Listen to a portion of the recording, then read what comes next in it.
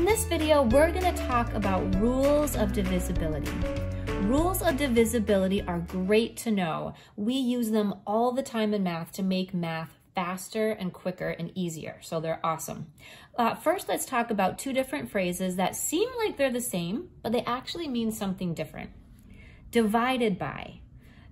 Can 15 be divided by 2? When we use this phrase divided by, all we mean is it possible? Can we do it? Is this a possible thing to do? Can 15 be divided into two equal groups? Yeah, it can. Now we're not gonna get an even answer. 15 divided by 2 is gonna be 7.5 or 7.5. So we're not gonna get a whole answer, but we can do it. Now this phrase, divisible by, means we're gonna get no remainder when we divide, or we'll get a remainder of 0.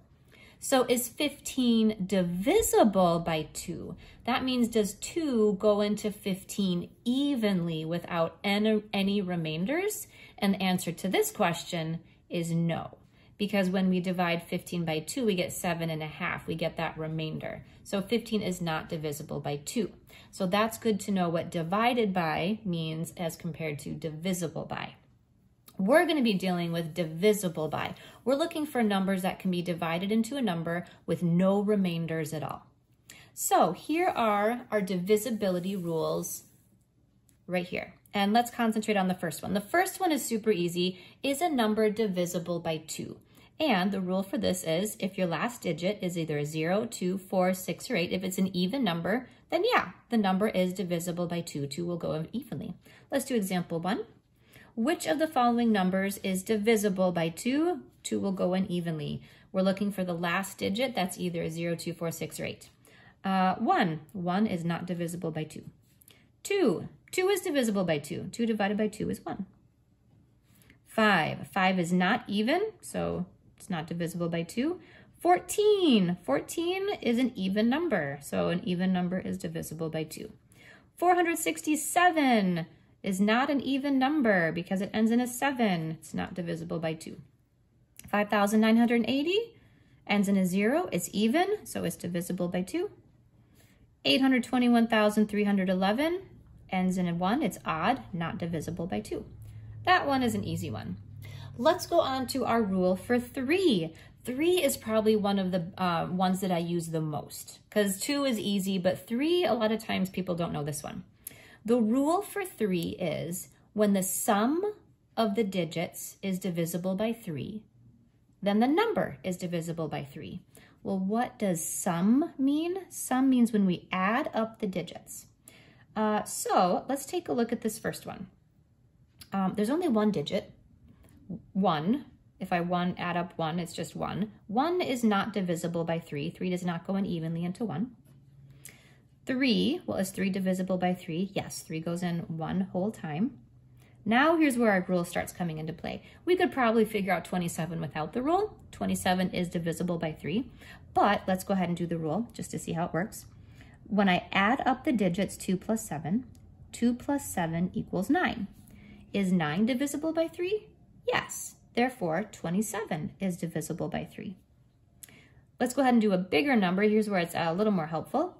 321, oh, well, I don't know if that's divisible by 3. Well, I'm going to add up my numbers. 3 plus 2 plus 1. 3 plus 2 plus 1 is 6. Is 6 divisible by 3? Yes. So therefore, 321 is divisible by 3. Hopefully you're seeing how the rule works now. Let's just take our next one. 543, is that divisible by 3? Oh, I don't know. Let's go ahead and add up our numbers. 5 plus 4 plus 3. 5 plus 4 is 9.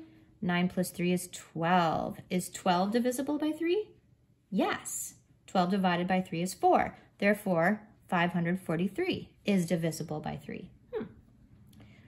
Last one, 7,890. Let's go ahead and add up our digits. 7 plus 8 plus 9 plus 0. Let's see, 7 plus 8 is 15. 15 plus 9 is 24. Is 24 divisible by 3? Yeah, 24 divided by 3 is 8. Therefore, this whole number will be divisible by 3. Now notice, when I use my rule for divisibility by 3, it doesn't tell me what the answer is. I don't know 7,890 divided by 3 is what? I don't know. But I do know that when I divide it by 3, I'm going to get a whole number, no remainder. So there's lots of times where I want to figure out what if 3 goes into it without a remainder. And that rule for 3 can easily tell me it does.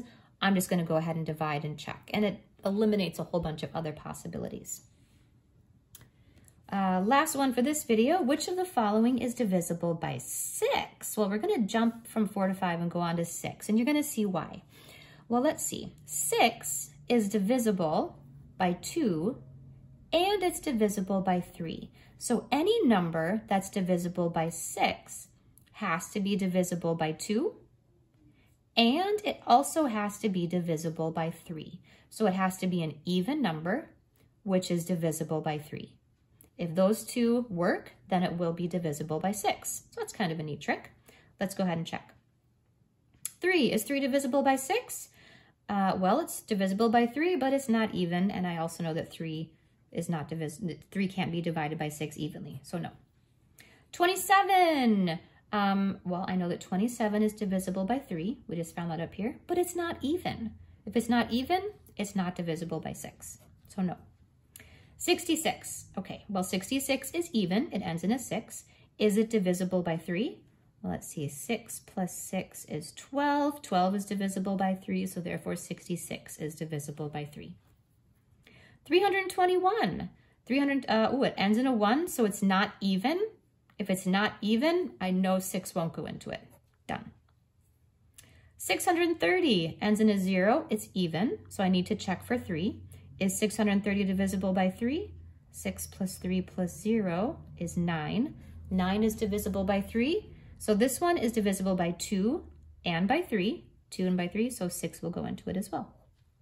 Last one ends in a 0, so it's even. So it's divisible by 2. So let's go ahead and check for 3. Oh, and I know up here, 7,890.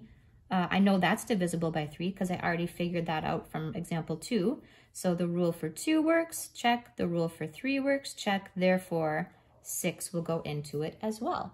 So those are your rules for divisibility by 2, 3, and 6. And in our next video, we'll do 4, 5, 10, and 9.